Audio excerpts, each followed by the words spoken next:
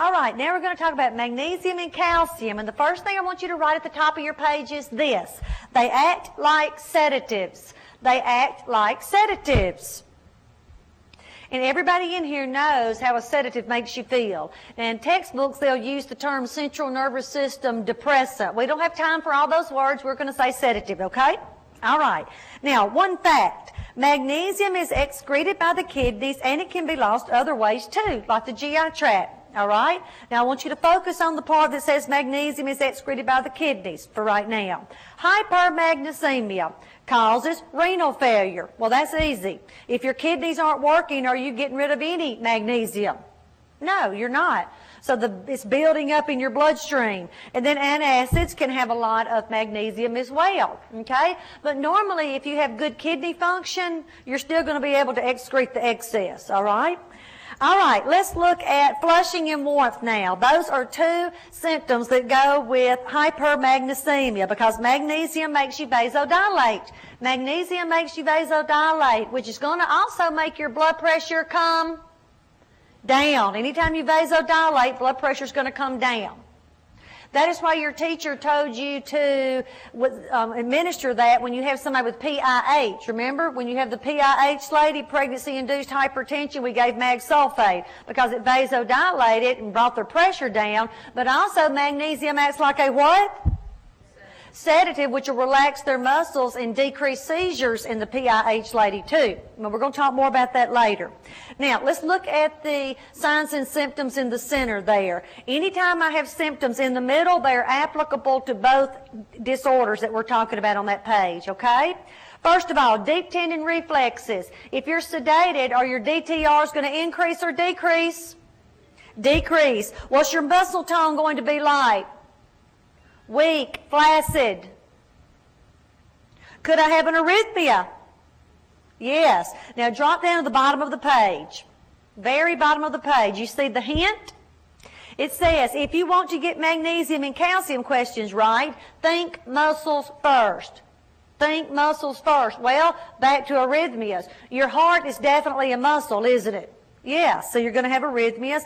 LOC, is your level of consciousness going to increase or decrease? It's going to decrease because magnesium acts like a what?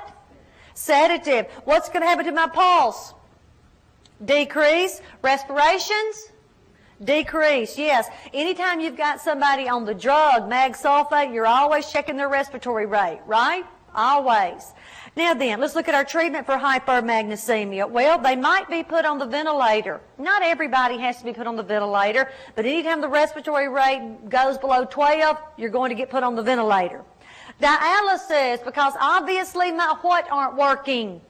Kidneys aren't working, or I would have excreted the excess magnesium. And then calcium gluconate. I bet your teacher told you that calcium gluconate was the antidote for mag toxicity. Do you remember that? The antidote for mag toxicity? And I have the action written on your handout. Calcium gluconate. In the presence of magnesium, they inactivate each other. Okay? They inactivate each other. All right, now let's go back up to hypercalcemia. Hypercalcemia causes hyperparathyroidism. That's when you have too much PTH, capital PTH. Now, drop down to the bottom of the page and hang a left with me. Go to the box at the bottom of the page on the left.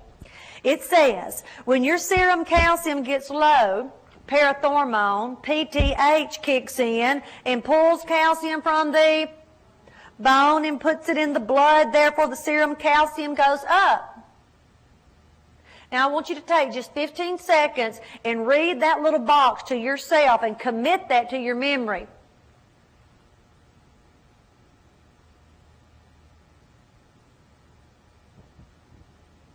Okay. Do we all agree now that PTH makes serum calcium go up? Yeah, you got to know that. PTH makes serum calcium go up. So back up to the top of the page, hyperparathyroidism, too much PTH, so now I know why their serum calcium is too high, right? Now, thiazides, it is just a fact you have to know. They make you retain calcium. Make you retain calcium. In immobilization, You have to bear weight to keep calcium in the bone. So if you aren't bearing weight, y'all, like if you've got somebody on bed rest for a long period of time, the calcium's going to leave their bone and move into the blood. Therefore, the serum calcium just went up. All right, so therefore, if I'm hypercalcemic, what are my bones going to be like? Brittle. Think about it, y'all. All of that calcium in my blood didn't just magically appear. It had to have come from my bones. That's right. Now, kidney stones also can occur because the majority are made of calcium. Now, all of those signs and symptoms that we've already talked about in the middle are applicable to hypercalcemia because we've already said that calcium acts like a sedative. Now, let's look at our treatment. You got to get me to moving. When you get me to moving and bearing weight, where is that calcium going to go back to? Bone. Is that a good thing or a bad thing? That's a good thing. We want it to go back into the bone. Fluids are very important to flush out the calcium. Flush out calcium. Prevent stones. Also, it says on your handout, phosphosoda and fleet cinemas. Well, both of those have phosphorus. Now, don't get me wrong. The fleets can have lots of electrolytes, but I'm focusing on phosphorus for a reason here. Both have phosphorus. Calcium has an inverse relationship with phosphorus. So when you drive the phosphorus up, the calcium goes down. That's what we want to happen here. Steroids now may be given to the hypercalcemic patient. And here's a fact you need to know, and we're going to talk more about this tomorrow. Steroids decrease serum calcium. Steroids decrease serum calcium. And like I said, we're going to talk more about that tomorrow in the endocrine system. Now, what do we need to add to the diet? More phosphorus. Okay? More phosphorus because we're trying to drive the phosphorus up so the calcium will come down. Now, you may be thinking, well, what's got phosphorus in it? Well, egg yolks do. But really the easiest way to remember phosphorus-containing foods is to remember this. Anything with protein in it has got phosphorus in it. Anything with protein also has phosphorus. And eggs are a great source of protein, right? So therefore they'd be a great source of phosphorus. On the next thing, it says safety precautions. Yes, we're going to take safety precautions because do we have somebody here that is sedated? Yes. And you must have vitamin D, D as in dog, to use calcium. Now, where do we get vitamin D from?